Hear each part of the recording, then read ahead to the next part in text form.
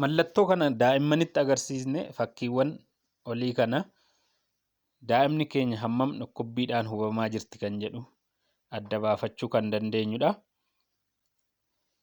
Keessaa'uu daa'imman waggaa 3 ol ta'an haga waggaa 12 kan jiran gidduu sana qixa dhukkubbii isaanii afaaniin himachuurra mallattoo kana fayyadamnee adda baasuu dandeenya jechuudha. Kunis immoo gosa yaala dhukkubbii isaanirraa dhorku kennuufiidhaaf baay'ee nu murteessa jechuudha. Nyaara isaanii fayyadamnaa, ija isaanii akkasumas afaan isaanii illee ilaaluudhaan dhukkubbiin isaanii hammam jabaa akka ta'e ittiin adda baasna jechuudha. Jalqaba irratti kan argitan dhukkubbii kan hin qabnedha. 0dhaan bakka bu'ee jira. Afaan isaanii illee gammadoo kolfaadha. Iji isaanii banaadha. Nyaarri isaanii illee ol kan jedhee jirudha jechuudha.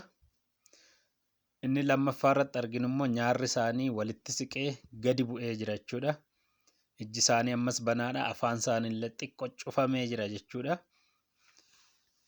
Inni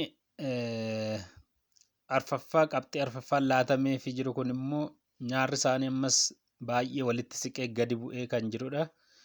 Iji isaanii ammas banaa ta'ee afaan isaanii irra caalaa walitti siqee kan jirudha jechuudha.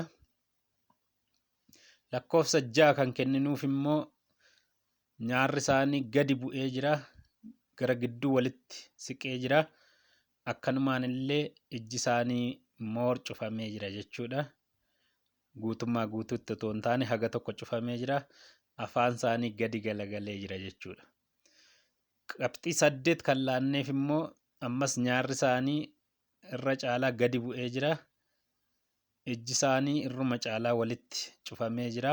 Muluutti yookiin guutummaatti kan cufame ta'uu baatus afaan isaanii kan walitti siqee fi gadillee kan bu'e jechuudha.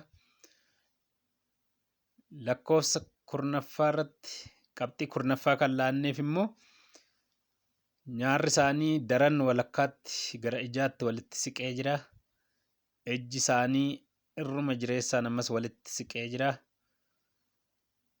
Crying kan jennedha jechuudha. Boomsha kan agarsiisu jechuudha. Daa'imman dhukkubbii damdamachuu dadhabanii afaan bananii kan bo'an agarsiisaa jira jechuudha.